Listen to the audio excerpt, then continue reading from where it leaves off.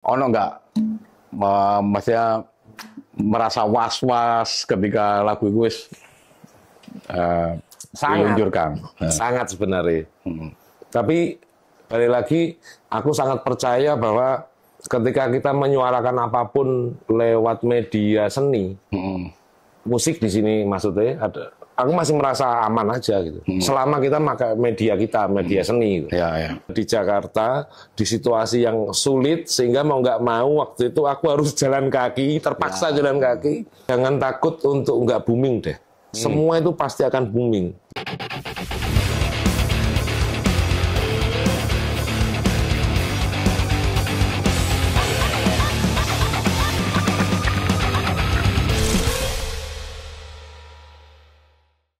Semuanya, selamat bergabung kembali di acara podcast Zebra Cross. Ini adalah episode ke-639. Kali ini kita akan mendatangkan bintang tamu sangat spesial. Beliau barusan merilis album dengan proyek. Beliau ini terkenal sebagai sesepuh, bini sepuh, pokoknya sepuh-sepuh lah.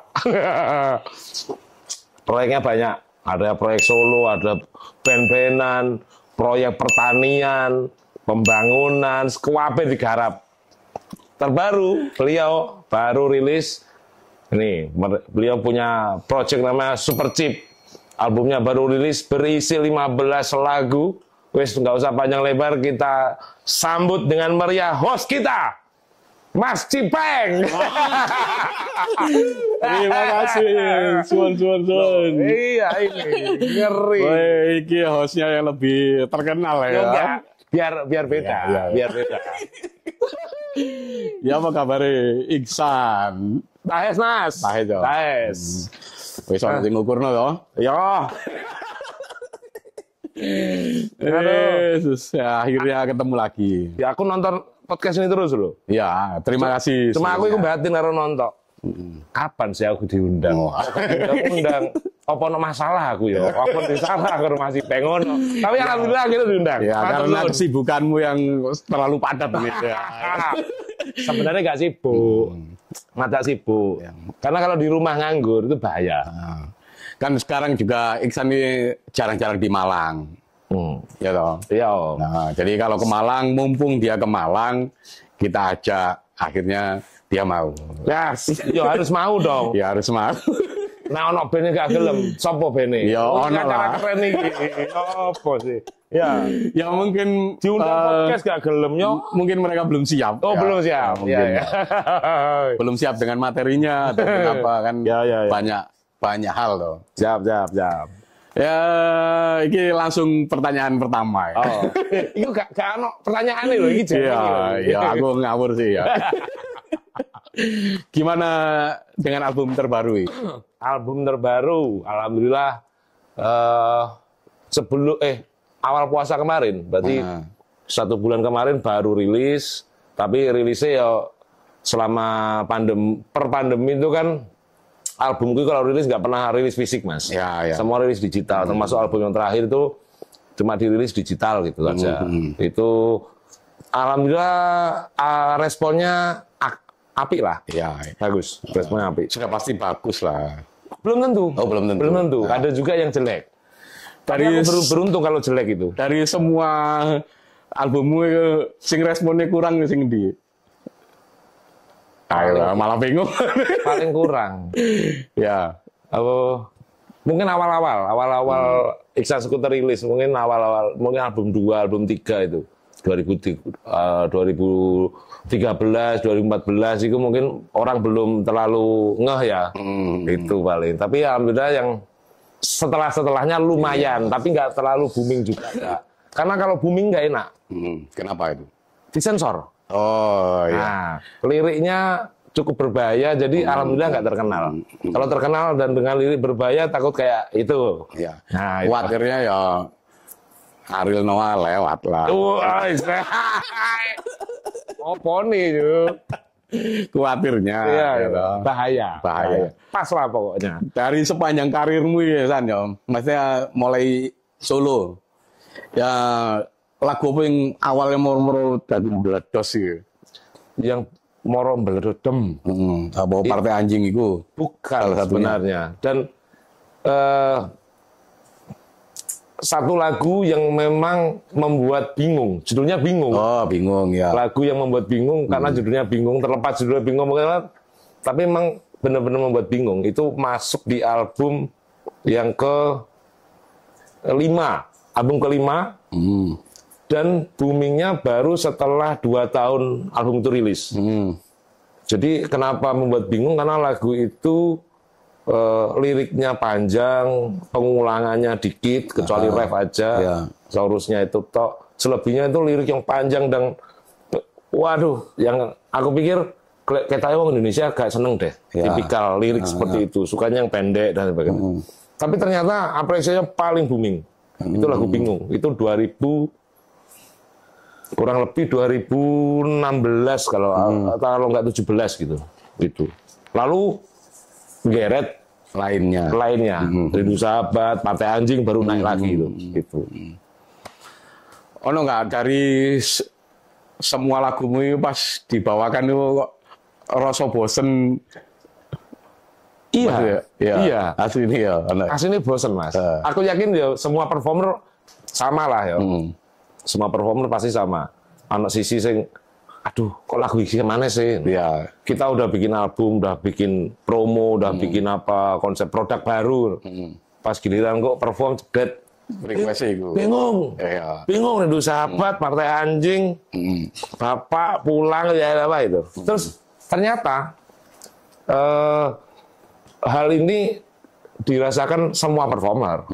Dan kemudian aku juga ngamati semua performer. Bukan hanya Indonesia, kita dunia deh. Aku membayangkan juga kayak nonton YouTube Metallica atau Coldplay dia mau bikin album keberapa? Request manjat. Tetap request ketika di perform gede gitu yang paling dapat sorak-sorai ketika Metallica kan yo entertainment. Wah. Iya. Atau Coldplay mau bikin album keberapa tetap langsung. Baru kelihatannya sama. Sama. Yo ada sih bosan tapi ya mau nggak mau harus berdamai dengan situasi. Lagu sing rezekeni wis. Ya wis lah gak apa-apa wis. Ono nggak ketika bosan itu pasti ada ya. Terus dengan iseng aransemen beda. Oh iya. Itu salah satu trik untuk mengatasi kebosanan. Jika monoton gitu. Itu aransemen pasti. Aransemen, terus komposisi yang biasanya aku solo, pas ada momen yang pas gitu, aku nggak pakai format band. Itu cukup mengatasi kebosanan. Cukup efisien sekali itu. Ya. Nah, sebagai solo ya. Kan ini kepingin ngomong penggarapan album. Nah, mungkin kan ini iso di-share dengan teman-teman ya. Ini cara prosesnya itu apa kan? Maksudnya sebagai kita ambil player lain lah. Entah itu secara bayari atau apa. Kalau Iksan Scooter, Project Iksan Scooter itu dari awal album 1 sampai sekarang yang terakhir itu rata-rata, bukan rata-rata, semuanya aku garap sendiri, Mas. Aku garap sendiri bukan di studio yang proper ya, studio rumahan, home recording. Aku garap sendiri, drumnya yang gambar, terus terang aja drumnya gambar, tapi sebisa mungkin meskipun drumnya itu MIDI, drumnya ojo lebay lah. Sebisa mungkin kita membayangkan drum masih gambar itu ketika nanti performkan live, itu tidak merepotkan atau tidak terlalu virtuoso gitu lah. Pokoknya yang standar aja, di drum gambar, bass tak basi dewe, keyboard tak keyboardi dewe, semuanya sendiri. Proses mixing, mastering awal-awal itu dari album 1 sampai 8 itu masih aku pegang. Tapi per album 9 sampai yang sekarang, yang 20 itu, wis tak serano teman yang lain itu. Nah, alhasil memang lebih cepat karena isi kepala ide itu tiap musisi kan beda-beda. Kadang mentok ya. Mentok, kemudian gini, aku butuh beat yang A gitu, tipenya A. Tapi ketika nanti kita pakai adisional, tiba-tiba beat itu berubah jadi B gitu. Ya, Atau setidaknya A plus lah gitu. Kok ini ya? Sehingga itu dalam hal teknis biasanya akan membuat lebih lama proses penggarapan. Tapi nek tak garap dewi, itu rata-rata satu album itu paling lama 2 minggu. Paling lama itu. Paling lama. Rata-rata seminggu udah selesai itu album. Udah selesai. Karena tak utek dewi, semua kayak arek autis ya. Wah, seneng itu. Itu. Rata-rata seperti itu. Ya, itu salah satu keberuntungan ya. Itu secara awakmu beruntung bisa menguasai semuanya, itu sangat beruntung lah. Nah, itu ada ceritanya tuh. Itu dulu gara-gara terpaksa, Mas. Jadi waktu aku masih band-bandan tahun 2000 sampai tahun 2010, itu kan aku band-bandan dari Malang kemudian sampai pindah ke Jakarta 2005 sampai 2010 di Jakarta. Ternyata pas sampai di Jakarta itu kita masuk label dan harus terikat kontrak mau nggak mau tiap album dalam 5 tahun itu harus rilis 3 album. Ya. Album pertama udah rilis, lalu mau masuk ke album kedua, itu ternyata prosesnya harus melewati proses kurasi yang ketat juga lewat prosedur sistemnya label. Nah, waktu itu mau nggak mau untuk kerja lebih cepat, akhirnya aku belajar sendiri mengoperasionalkan DAW. Ya. Untuk apa? Untuk supaya proses bikin demo itu cepat. Karena basisku ya sibuk, semuanya sibuk dengan masing-masing. Ya wes, aku melakukan apa yang bisa aku lakukan. Mau nggak mau aku akhirnya iso ngebasi, iso membayangkan jadi drummer, gitu. Iso ngeboard, iso dan lain sebagainya. Gara-gara proses terpaksa di Jakarta itu. Sehingga ilmu itu tak pakai ketika bandku suatu hari buyar dan akhirnya ya wis aku jalan sendiri dan aku tak pakai sampai hari ini itu. Ya bisa dikatakan beruntung tapi ya waktu itu batin aku. Cuk, ngini ya aduh kabeh dhewe rek ngono waktu itu ya. Waktu itu karena masih konsepnya band. Cuk kabeh dhewe yo kok wesel aku ngono. Tapi ternyata hikmahnya adalah ya aku bisa produksi sampai hari ini itu. Ya. Sendiri itu. Oh ya, cukup seru. Maksudnya perjalanan ini sampai 20 album itu gak main-main loh ya. Itu kengangguran nih masalahnya. Iya. Ya karena KB iso ya. Sampai mixing mastering pun bisa digarap sendiri ya. Semua aku iso ya aku akan koyo. Iya mungkin ya. Ya.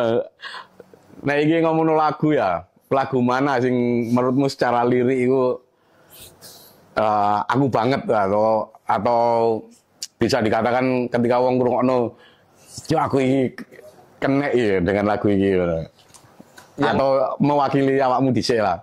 Paling lagu apa ya? Ya cukup mewakili. Mungkin jangan seperti Bapak mungkin ya.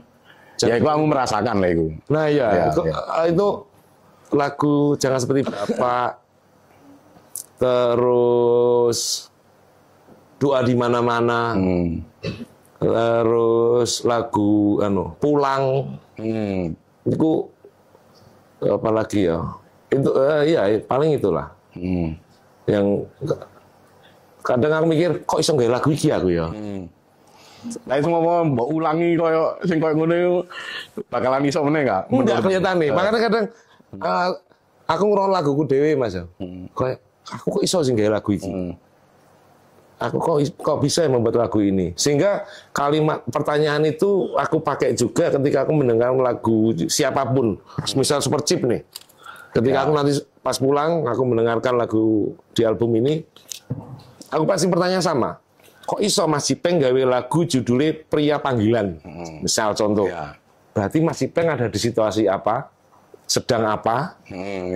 Kenapa dia berpikir hal-hal itu lebih menarik menurutku daripada bicara yang sound atau bicara teknis itu. Atau pertanyaan tadi, apa ya lagu yang mewakili aku? Kurasanya tadi Jangan Seperti Bapak, Doa di Mana-mana, Pulang itu. Iya, itu cukup mewakili. Ya relate kayak gini dewe ya relate. Sing ngrungokno relate. Kayak aku curhat Ya aku memang sedang curhat Ya, itu. Sedang curhat. Ono nggak lagu yang mbok gawe yo, tapi penyelesaiannya suwe gitu. Dari sing wis ono lah. Maksudnya ide iki ono ya, tapi pas dituangkan kok angel ya gitu. Lagu yang masuk judulnya Perjalanan. Perjalanan itu lagu yang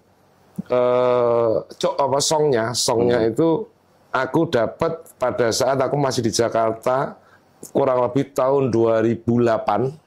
Itu hanya dapat lirik perjalanan hari ini begitu panjang melelahkan, begitu banyak duka getir ku rasakan. Hanya itu toh. Liriknya itu, nadanya hanya itu. Tapi untuk andai kata iku lagunya ngono tok ketoke kurang punch-nya kurang deh. Ya. Akhirnya aku butuh chorus atau ref lah bahasa orang-orang. Nah, untuk menemukan ref itu baru selesai lagu itu. Padahal 2008 itu aku menemukan song. Ref itu baru aku temukan di tahun 2021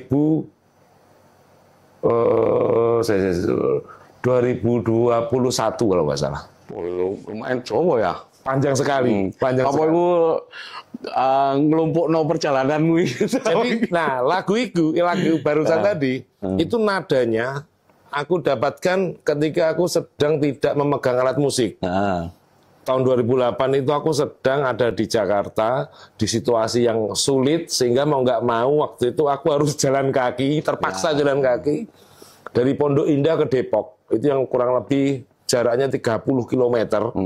Kali intinya singkat cerita gak di duit lah. Semua itu gini nemen cari jadi arek band. Enak lebu TV ya kayak duit tae kan fuck ya fuck. Akhirnya terpaksa jalan kaki lah dari Pondok Indah ke Depok. Dan aku menemukan lirik itu kayak ini adalah momen yang sangat menyakitkan tapi harus aku dokumentasikan. Dengan apa? Setidaknya aku bergumam. Muncullah lagu Perjalanan hari ini. Aku menemukan nada itu pada saat jalan kaki dari Pondok Indah ke Depok. Tapi untuk menemukan hooknya, jepret. Apa ya? Baru ketemu di tahun 2021. Di saat badai mulai datang, badai tahap 2 mulai datang. Aku baru iso nyimpulno kita memang apapun itu ya harus kita lewati nadane liriknya pas ini. Itu panjang sekali. Selama ini perjalananmu ya, main paling adonan ya. Paling terjauh Aceh, Aceh. Terjauh itu Aceh. Kayak ono videomu biyen yang di Cina itu ya. Oh, itu zaman Putih Band. Oh, Putih ya. Itu Putih Band itu di Shanghai itu, di Cina ya. Itu tapi zaman Putih Band. Zaman Putih Band. Tapi kalau yang Ihsan Skuter itu Aceh. Tapi kalau zaman Putih Band mungkin wis kemana-mana wis. Ya udah kemana-mana. Terjauh paling kalau Ihsan Skuter Aceh. Aceh itu. Menarik itu. Menarik Aceh ya, Bang. Tapi belum pernah ke sana ya. Kepingin kan. Kotanya itu yang pasti gini, kalau pertunjukan itu harus setelah adzan Isya. Oh ya. Itu satu. Yang kedua, penonton terpisah antara laki-laki dan perempuan. Terus penontonnya itu punya karakter yang unik, yaitu pengalamanku loh ya. Mau diajak seneng itu malu, mau diajak sedih, mereka pakar. Mereka pakar soal kesedihan, penderitaan hidup, mereka lebih pakar soal itu. Mereka melewati fase berdarah-darah dari sebelum Republik berdiri sampai Republik berdiri, lalu kena tsunami dan lain sebagainya, mereka pakar soal itu. Sehingga rada kikuk untuk menjadi performer di sana. Dan mereka menyukai lirik-lirik yang sebenarnya lirik yang frontal sebenarnya. Tapi atmosfernya yang merangsang mereka untuk nggak bisa merespon. Tapi sebenarnya, ya mungkin karena kebijakan Nikola ya. Betul. Terus apa lagi ya? Apa wong-wong kono kurang tertawa ya? Tahu iya. Padahal ya suguhannya ya yo ngentah. Gitu. Kok slow, Iya. mungkin dapat slow-nya, nggak ketawanya mungkin. Ya dapat slow. mungkin ya karena nang kono iku wis jadi lalapan ya. Semuanya Nggak- pakai itu nggak- rata-rata. nggak Iya. kayak di lainnya kan jadi apa relaksasi ya. Iya. Tapi di sana, tapi menarik sih. Kotanya itu bersih, tenang gitu. Oh, cuma kalau perform itu kayak, aduh, canggung rasanya, canggung. Soal Timor Leste Iya. ya kan pernah ke sana ya. Iya apa itu ceritanya? Timor Leste itu Nah, itu tahun 2019 itu rangkaian tour, sehingga dari rangkaian tour itu ada juga yang nawari perform di Timor Leste. Akhirnya ya wis lah kita tarik aja karena kita di rangkaian tour itu ada titik di Kupangnya. oh Kupang. Kita mainnya di Kupang. Akhirnya ketika ada tawaran dari ke Timor Leste, ya kita ambil aja wis. Ya udah kita dari Kupang, lalu perjalanan pesawat ke Atambua, lalu dari Atambua perbatasan jalan darat perbatasan Mota Ain, dari Mota Ain ke Timor ke Dili. Iya. Itu dalam rangka 20 tahun referendum Timor Leste. Jadi Tepat ya. antara senang, dredeg, Iya. terus sebuah tempat tanah yang sekian lama aku hanya mendengar dari bacaan atau berita yang aku tonton waktu aku SD sampai aku lulus SMA bahkan sampai kuliah. Ketika aku datang ke sana dengan perayaan referendum kemerdekaan itu koyok sangat sangat berkesan aku berkesan atas perjuangannya mereka, atas penderitaannya mereka gitu, atas kemenangan mereka gitu. Itu wow sekali menurutku. Cuma ya itu aku menghadapi situasi yang ngeri-ngeri sedap gitulah. Ya, ngeri-ngeri sedap karena di sana juga ada bukan hanya sekedar perayaan 17-an yang perayaan referendum. Ibaratnya gini. Perayaan kemerdekaan kan. Kayak di Indonesia gitu setiap 17 Agustus itu kan pasti ada perayaan kemerdekaan, itu ada kayak 17-an di kampung itu ada semacam operet gitu. Operet, perjalanan peristiwa leluhur kita yang mengalahkan penjajah Belanda kan. Jadi di Timor Leste itu pun ada operet. Ada sebuah alur cerita penderitaan orang Timor Leste yang disiksa, ditindas, dibunuh gitu. Nah sayangnya di acara itu kemudian penjahatnya itu, Oh iya jahat. di situ tokoh antagonisnya adalah seorang laki-laki, beberapa orang laki-laki berseragam hijau, berpakaian militer, dengan bersenjata lengkap, berwajah beringas, memakai tas ransel berisi peluru gitulah, dan berbendera merah putih. Dan aku, tapi ya itu perayaannya mereka. Dan endingnya adalah si tokoh antagonis itu dikeroyok oleh pelawan rakyat dan matilah di sana. Lalu mereka meneriakkan Viva Timor Leste gitu.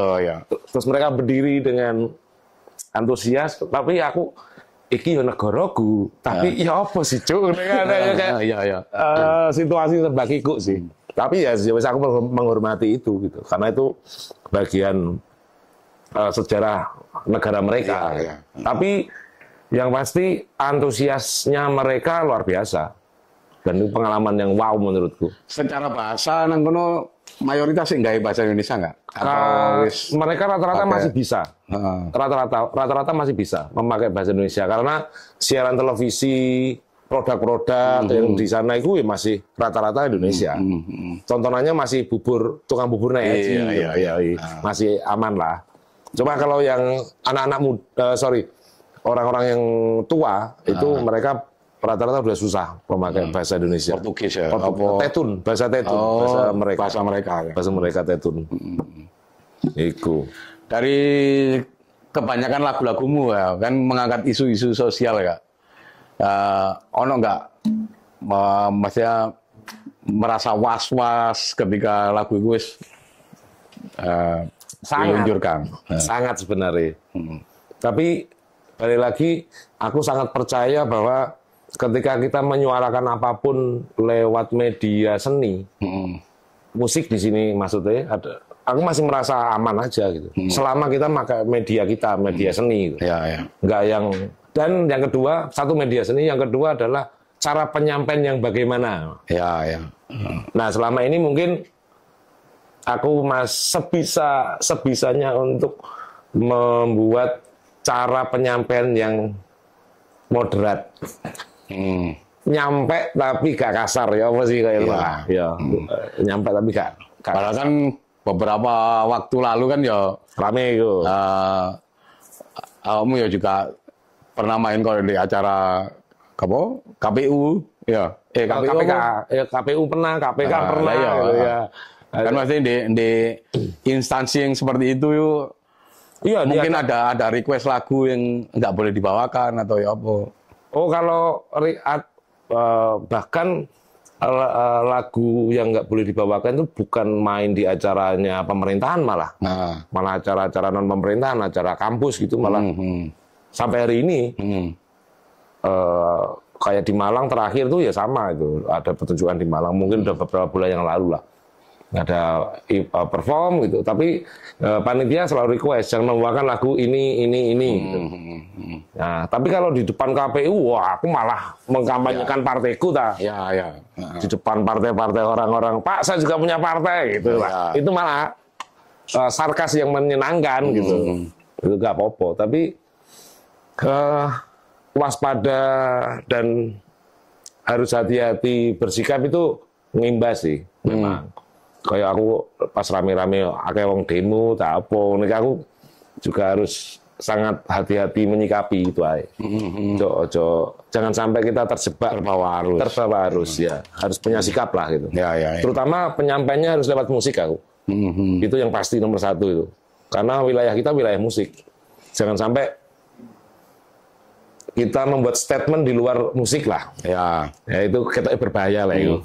Banyak itu kejadian. Soal lagu ya, kan iki wis ono di list untuk album ini. Ternyata pas ketika setelah direkam, ono nggak kurasi lagi atau ada? Kayak iki gak perlu lah atau ada? Iya. Ada itu. Apa sih penyebabnya seperti itu?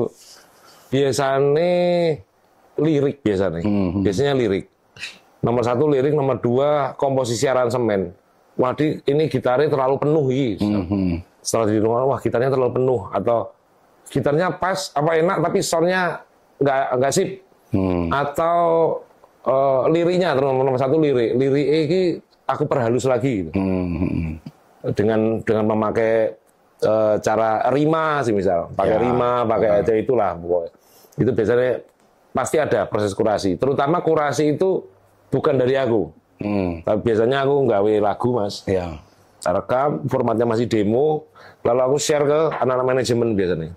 Nah, anak manajemen ini yang paling netral menurutku. Dan aku ngikut cenderung ngikut telinga dan persepsi mereka gitu. Ya. Manajemenku kan yang pasti anak-anak yang mereka yang jualan loh. Yoi, nomor satu itu. Nomor dua, mereka secara umur di bawahku. Artinya mereka punya taste seni, rasa seni yang berbeda dengan Airani gini gitu lah. Mereka mungkin lebih update dengan zaman hari ini sehingga mereka usulan mereka, Mas Sony lah kayak gini ya apa? Mas ini durasinya kepanjangan nih. Oke, aku mengikuti itu. Rata-rata kurasinya dari itu. Sering itu. Soal album baru ini. Oke. Vis a Vis. Iki maksudnya apa? Lek aku ndelok awal iki koyo wis. Wis. Ya, maksudnya aku mungkin bisa saja itu. Lek wong Malang wis. Iki filosofi vis a vis apa? Kalau vis a vis kan dari basicnya itu sering dulu itu sering aku dengar, aku baca gitu dari majalah-majalah, dari buku literasi lah. Zamannya mahasiswa, sok-sokan dari ngono lah. Itu sering sekali bahasa itu kalimat itu aku baca. dari bahasa Prancis vis-à-vis gitu, artinya berhadapan langsung. Kita cocok deh karena aku melihat hari ini orang itu benar-benar terbuka gitu. Sing maling yo ketok malinge, sing remek ketok remeke, kayak mereka lebih terbuka dan berhadapan langsung. Lek-lekan nek wong Malang mungkin lek-lekan wong Jawa Timur. Wis lek-lekan ae.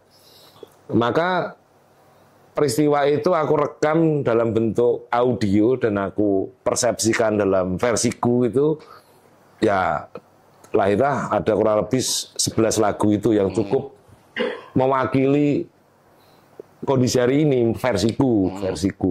Jadi selek-lekan wis, sehingga album Viavi ini album yang secara tema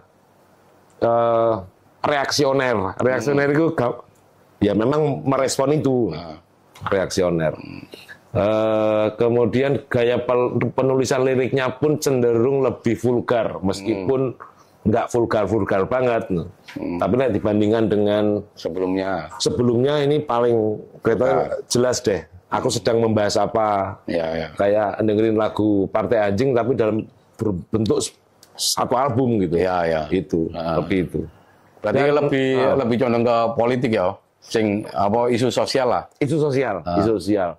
Dan yang kedua juga album ini album yang sama sekali tidak ada suara gitar akustik.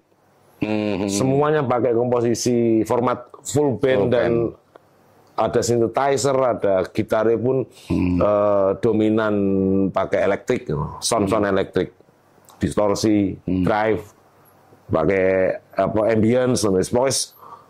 Aku membayangkan R&M yang ngrungokno ya apa ya, seperti itu.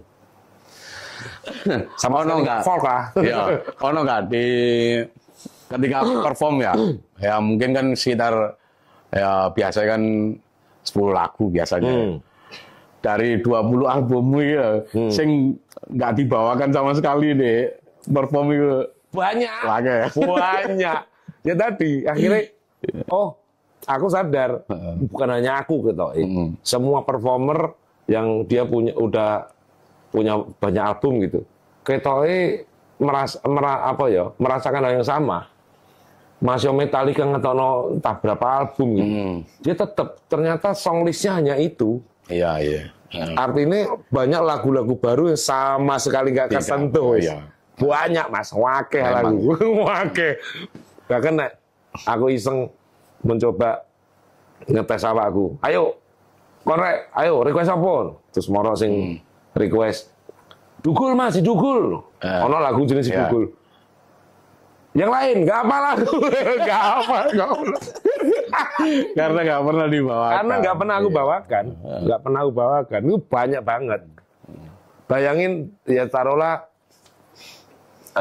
satu album lagu 10 gitu kan. Nek 20 album kurang lebih 200 berarti. Setiap kali perform itu hanya punya durasi perform 1 jam paling lama. 1 jam itu paling hanya mentok 10 lagu.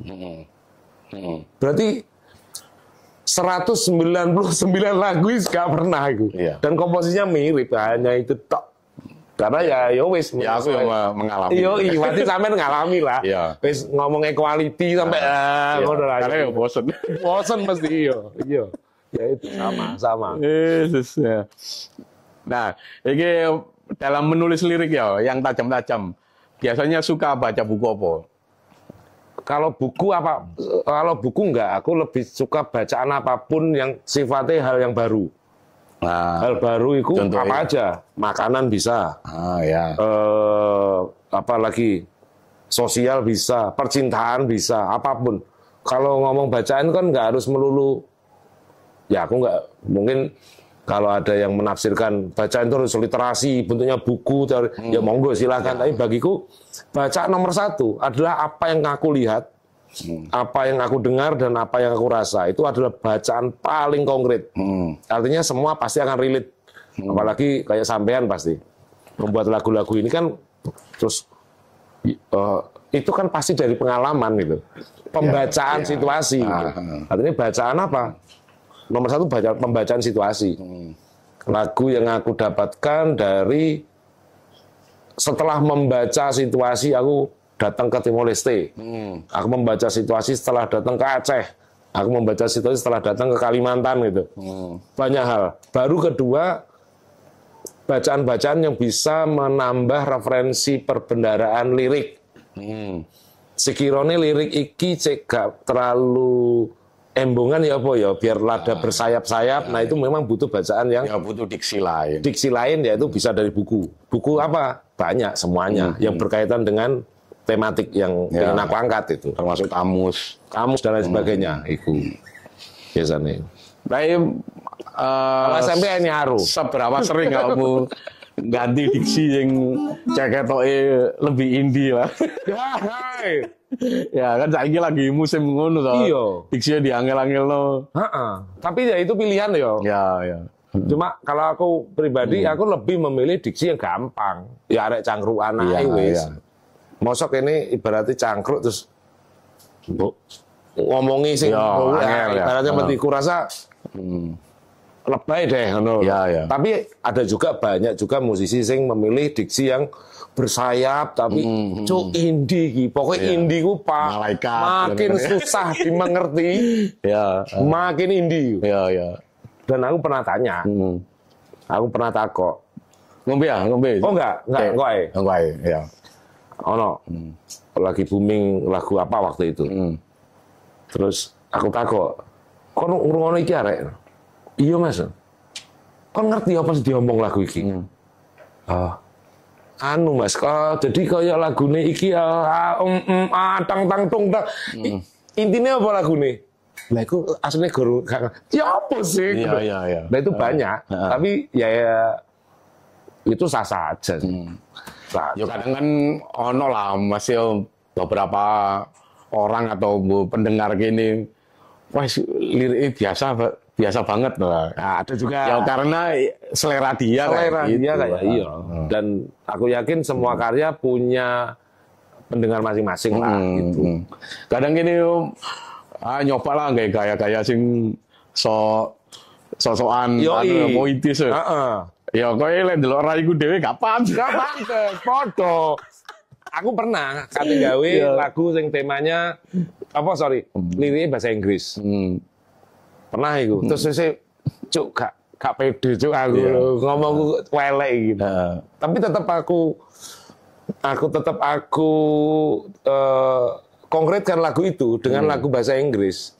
Cuma itu bukan bahasa Inggris yang bercerita soal apa. Akhirnya apa ya? Kumpulan judul-judul lagu berbahasa Inggris. Jadi itu November Rain, Buffalo Soldier. Ya. Jadi judulnya judul lagunya ya judul lagu gitu. Judul lagu berbahasa Inggris. Dikumpul dirangkai. Dan sayangnya ada orang yang mendengar dikiranya itu alur cerita. Berarti memang ya selama gini iso merangkai ya tadi. Dan jadi pendengar ternyata enggak juga deh. Ngomong bahasa Inggris dikirone padahal itu kan kumpulan judul lagu. Dikirone ku waduh, aku sedang berbahasa Inggris. Padahal itu judul lagu ae. Ono enggak kepikiran next ya? Gaya lagu bahasa Inggris tapi logatnya gini gitu. Masuk. Ya. Aku kepikiran juga, Mas. Dan koyo nek India atau Jepang atau apa kan dengan logat dia dengan bangganya gitu loh. Kenapa kita ini kok gak bangga ya? Gak bangga ya, malah diisin-isin tuh. Iya. Bener aku kepikiran juga suatu hari kate gawe lagu bahasa Inggris sing aksennya Indonesia. Ya. Kayak ngrungokno nek wong biyen niku ngrungokno Pak Karno ngomong bahasa Inggris ngerti gak sih? Nah, iku. Gak Inggris, wong iki bahasa Inggris tapi gak Inggris. Tapi jelas. Kerasa iku wah keren wong iki. Lah aku yo pengen gawe lirik koyo gitu. Ya sempat ya kan kini beberapa ya mungkin lagu-lagu yang lawas ono lah bahasa Inggris. Cuman kan kini secara aksen kan gak iso ya. Iya. Tapi wong sing ngrungokno iku lek aku sih pede-pede ae ya. Nah, Wah, sing ngrungokno wah welek bahasa Inggris. Yo ancen. Yo ancen yo. Aku pengen. Ya harus niku pengen lho ini Gawe lirik bahasa secara anu apa ya bangga dengan aksen iki ini. Betul. Dan aku yakin ketika lagu iku nanti suatu hari konkret tuh, mesti orang sing komplain nih. Ya pasti. Dan aku udah mempersiapkan jawabannya. Mas, bahasa Inggrisnya welek. Lah opo, Cuk? Kata lagu-laguku dhewe kon gak ngrungokno gak apa-apa kate ngono aku. Ya harus pede dengan apa yang kita lakukan lah. Pengen aku. Suatu hari akan aku konkretkan. Tapi bukan kapan. Karena angel ke bahasa Inggris. Asik tapi. Tapi yang paling susah, Mas. Aku gawe lirik bahasa Jawa. Susah aku. Aku Susah ya, Bang? nggak ngerti aku. Gak nemu. Gak nemu ya feel-nya gitu. Atau sebaliknya ada temanku yang dia dari awal memang pencipta lagu berbahasa Jawa. Ketika dia ingin mencoba lagu berbahasa Indonesia, podo, dia mengalami yang sama. Kita dari awalnya memang ini kebiasaan gak bahasa Indonesia. Jadi ketika gawe bahasa Jawa itu, aduh, gak pede wis. Sebaliknya koncoku sing biasa gawe bahasa Jawa, katanya gak lagu bahasa Indonesia, sama dia mengalami aduh jelek gitu. Ya, itu paling angel menurutku daripada bahasa Inggris. Apa mungkin turun dicoba aja? Wis pernah aku, wis pernah. Terus jadi anak-anak, ojo mas koyo iki gitu. Iya cok, aduh gak wis izin aku. Izin aku. Koyo iki mas koyo ojo wis elek gitu. Dan aku yo menerima kritikan itu, iya elek ya. Gak pede aku. Sebenarnya lagu itu kan bagiku bukan jelek atau baik ya, tapi masalah pede gak pede. Kalau si penciptanya pede ya, lagu yang awalnya terlihat jelek jadi kelihatan keren. Nah ini masalahnya gak pede kayak lagu bahasa Jawa. Jadi akhirnya jadi elek sih. Akhirnya kesannya kerasa gak pede aku elek gitu. Gak pernah konkret. Ini soal album ya. Pasti dengan durasi yang mungkin bisa dikatakan padat gitu ya. Ya ono nggak efeknya kayak ibaratnya, wah sing wingi secara promo belum nyampe atau apa. Terus ngetono album mana? Ono nggak mungkin kritikan dari atau masukan lah. Ada mas. Aduh sayang ini kemarin promonya belum maksimal. Gitu. Kemudian belum maksimal, belum sampai cerot, misalnya ibaratnya udah rilis album lagi atau single baru gitu. Tapi bagiku nggak masalah, karena setidaknya dari pengalamanku lagu Bingung yang aku rilis 15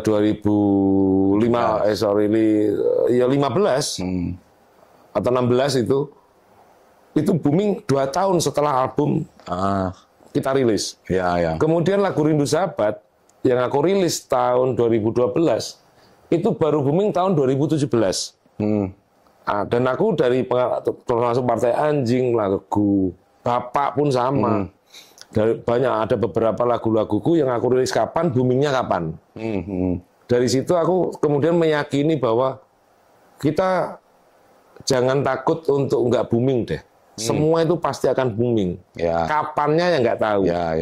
Nah, artinya aku sangat percaya diri dan yakin. Meskipun aku baru rilis album, belum maksimal, nanti aku tumpuk lagi dengan album baru. Aku yakin semua karya itu punya jalan rezeki masing-masing.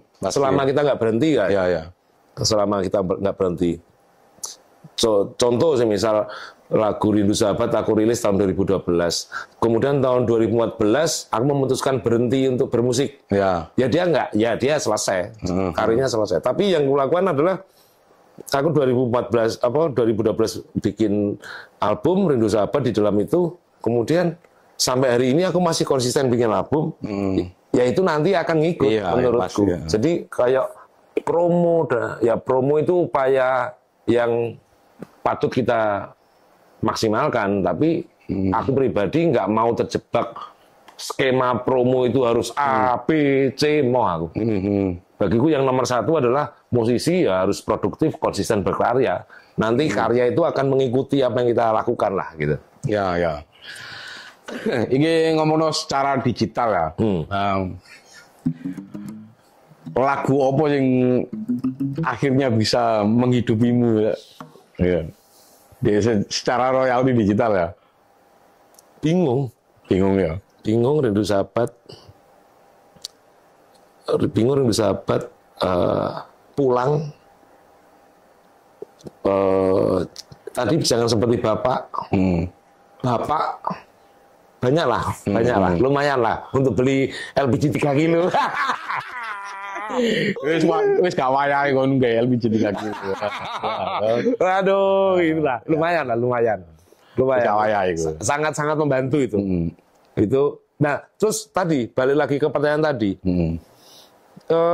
Meskipun album nggak booming, taruhlah bisa dikatakan nggak booming, lalu promo nggak maksimal, kita tumpuk karya baru lagi. Aku masih meyakini juga bahwa algoritma itu akan terbantu kalau ketika kita produktif. Semakin banyak karya kita, algoritma kita makin banyak juga dalam hitung-hitungan mereka. Iya. Kemudian penjumlahan itu juga menentukan. Kenapa digital alhamdulillah sedikit banyak masih masuk? Karena penjumlahan, akumulasi. Makin banyak produk, makin ya 0, sekian sen semisal. Kalau itu diakumulasi masih kita bisa buat beli rokok gitu. Soal kasus yang rame belakangan ini soal royalti, responmu ya boy? Ya. Royalti itu ya dulu itu kalau itu kan barusan ya. Aku tuh dulu itu ingat ngomong hal soal royalti itu 2018 kalau nggak salah. Yang aku pernah bikin statement. Anji rame iya, aku bikin statement. Kita hidup di zaman penyanyi cover lebih makmur daripada pencipta lagunya. Tapi memang yang pasti aku tidak berstatement berkubu dengan salah satu organisasi itu ya. Tapi setidaknya ini wis. Monggo kalau mau di cover itu silahkan kalau aku. Cuma yo lek jare wong Jawa ngono yo ngono. Cuma aja ngono ta. Silahkan, tapi tolong juga harus punya etika gitu.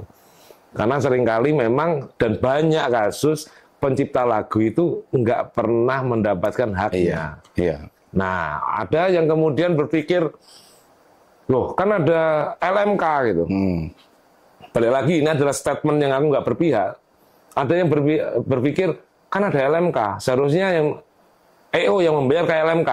Nah, penyanyi ini kan tahu LMK itu nggak jalan gitu. Ya wis, maka idealnya ketika gampangannya ini ibaratnya kita pakai mobil, Mas Ipeng di mobil, tiba-tiba aku pakai mobil Mas Ipeng tanpa izin Mas Ipeng. Ya. Satu, nggak izin. Nomor loro, tadi jawab apa? Nomor loro mobil iki tak narik gokar, tak kayak narik gokar kayak atau tak kayak travelan kayak intinya mobil ini aku industrikan, ada uangnya, komersilkan, ada nilai komersilnya. Idealnya lewong Jawa ini atau bukan orang Jawa lah, umumnya manusia. Ya aku harus memberikan sesuatu lah kepada si pemilik mobil. Selayaknya lagu itu punya pemiliknya. Selayaknya kalau dipakai, ya pemiliknya oleh lah. Nek gak oleh, ya wis lah. Jalur izin nomor satu. Nomor loro syukur-syukur ada nilainya. Nah, ada kemudian statementku yang waktu itu ngomong, waktu di podcast Haji tahun 2018, semisal laguku di cover oleh musisi, tapi musisi yang bagaimana? Yang kemudian nggak akan aku komplain. Penyanyi kafe, arek kafe, yo gak tego aku. Ya, terlalu seakan penyanyi-penyanyi, penyanyi sing di embong, pengamen-pengamen enggak mungkin aku cover minta. Kemudian penyanyi-penyanyi sing di weddingan misal, enggak mungkin. Maksudku nilai industrinya itu gak wis salah, kita sama-sama tahu. Cuma nek ono sing ngover laguku dan dia lebih kaya dari aku, tak parani omahe, tak gewebuki wong di bagiane anak bojoku. Sesimpel itu sebenarnya. Wis gak kate undang-undangan, aku undang-undang dewi wis. Nah, saiki ngene ya, iki kan sing sedikit banyak polemik ya. Dari setiap apa kayak artis cover ataupun siapalah yang iku kamu setuju bahwa royalti itu dibebankan EO-nya atau dibebankan penyanyinya? Sebenarnya idealnya Mas idealnya itu gini, ada penyanyi yang akan mengcover lagunya seseorang yang bukan ciptanya dia, ya kan? Idealnya yang membayar tuh EO. EO membayar ke siapa? Ke lembaga manajemen kolektif. Nah, kemudian lembaga manajemen kolektif ini yang akan mendistribusikan royalti kepada pencipta lagu yang dinyanyikan itu. Sayangnya kita tuh sama-sama tahu LMK itu belum sempurna lah, jauh dari kata sempurna. Struktur infrastrukturnya belum jalan. Sehingga penyanyi ini kan kudunya ngerti, iku ono paguyuban persewaan mobil sing gak bekerja. Logikanya mobil sampean mau ya aku bayar sampean langsung, nggak perlu lewat itu. Nah, aku sih nggak setuju ya ketika royaltiku dibebankan ke EO ya. Aku lebih setuju langsung penyanyinya yang bayar gitu. Karena kalau di undang-undang itu memang kayak di negara sebelah Malaysia itu EO yang membayar ke LMK, LMK kemudian mendistribusi. Cuma ini lembaganya jalan, ini lembaganya jalan sehingga meringankan banyak pihak. Penyanyinya nggak terbebani, pihak EO-nya juga nggak ribet ngurusi dan lain sebagainya. Ada yang sayangnya di sini kan belum. Makanya aku pun sama sepakat. Paling enak penyanyi sadar, cuk iki gak lagumu, cuk, iki gak laguku yo. Lagune sapa? Lagune Mas Cipeng. Ya wis, terus bayaranku lebih jauh tinggi dari Mas Cipeng. Mas Ipeng dibayar taruhlah 10 juta, bayarannya si penyanyi garap cover lagune Equality 1 juta. Ya wis.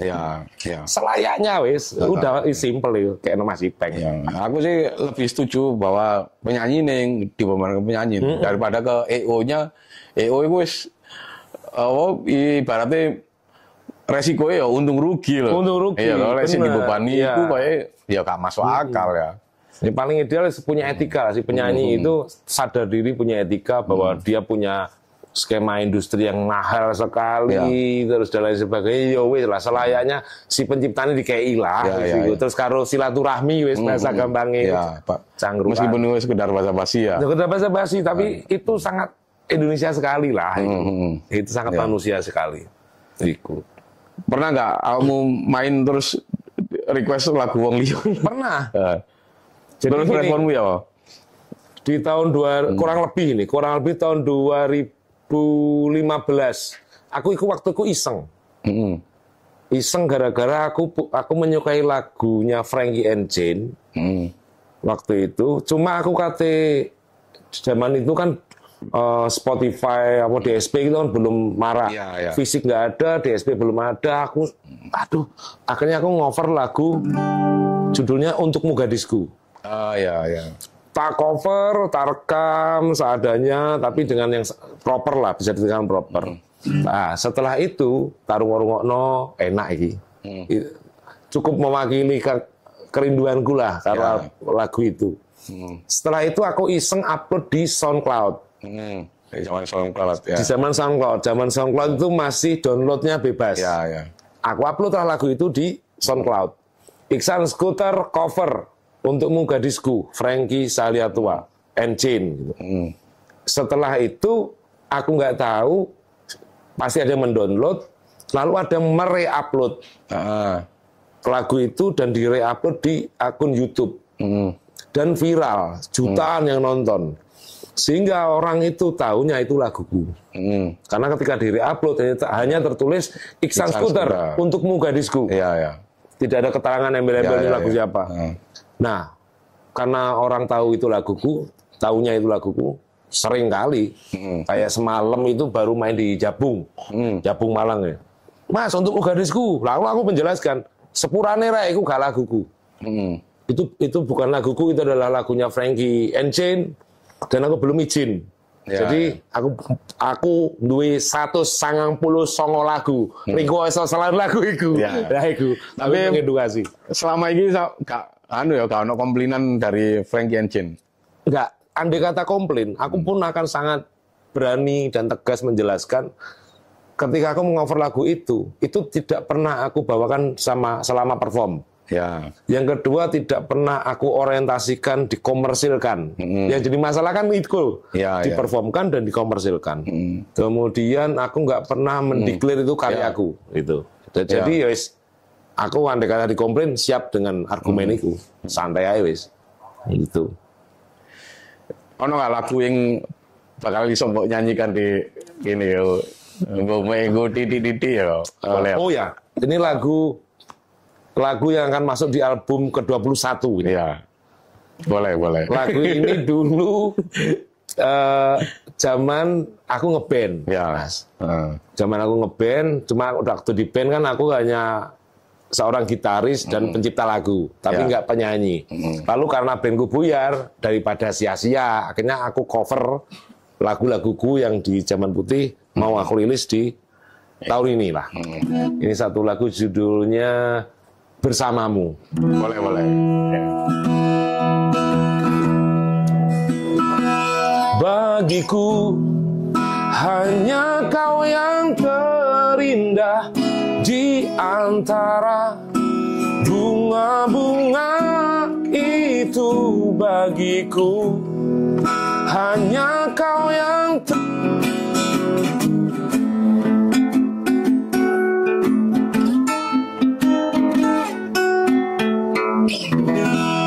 Terima kasih. Ya, ini sih pertanyaan terakhir. Mengganjal ini. Kepikiran nggak kalau next ya, kayak album lagu cinta atau ini? Ya. Ini rencananya. Jadi album yang terbaru setelah album Vis a Vis, aku mau rilis album ya tadi merecycle lagu-lagu di Zaman Putih Band. Di Zaman Putih Band itu ya waktu itu kan kebutuhan industri, kebutuhan major label, kebutuhan murni bisnis. Sehingga tematiknya itu rata-rata cinta. Semuanya cinta. Lagu tadi barusan Bersamamu ada yang sampai mati. Cinta ini kan ku jaga hingga berakhir nafasku. Putih cintaku untukmu.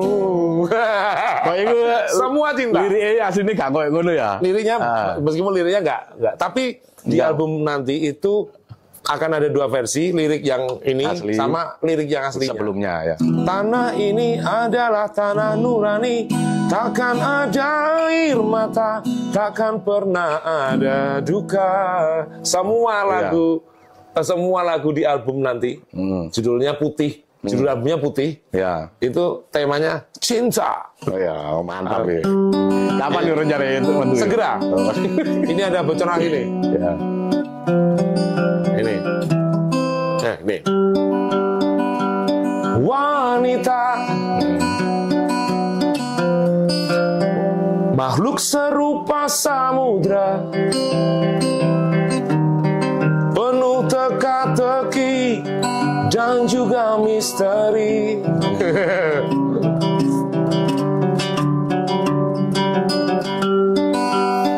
Wanita, makhluk yang seperti ombak,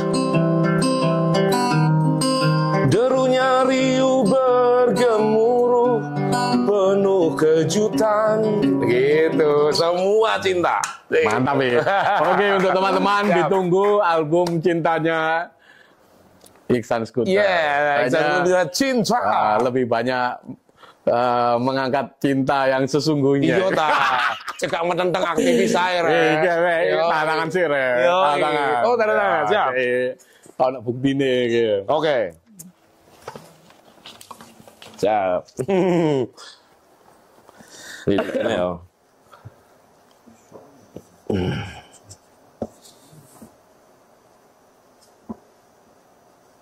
Oke. Mantap. Closing statement nih, kayak teman-teman yang khususnya musisi di Malang ya, Pak. Atau kudu apa ya? Kayak memasuki industri yang lebih gila lah. Untuk musisi-musisi Malang. Ya, atau semuanya lah. Jangan semangat. Enggak ya. Banyak rasa-rasan. Wah, enggak ya. Iya, iya. Enggak, yang pasti di zaman yang sangat mudah dan kita dimuduhkan dengan teknologi, kurasa Malang ini ya punya potensi yang sangat tinggi untuk musisi-musisinya memperkenalkan karya-karyanya arek-arek Malang gitu. Dan kurasa udah terbukti, maksudnya band-band musisi-musisi yang lahir di bawah kita gitu banyak dan karyanya keren-keren. Artinya ya Mantap. tetap semangat dan konsisten. Ya. Konsisten nomor 1. Terima kasih Sang Skuter Kami. sudah berbagi cerita di sini. Siap. Sampai jumpa di edisi berikutnya. Ya. Terima kasih. Siap.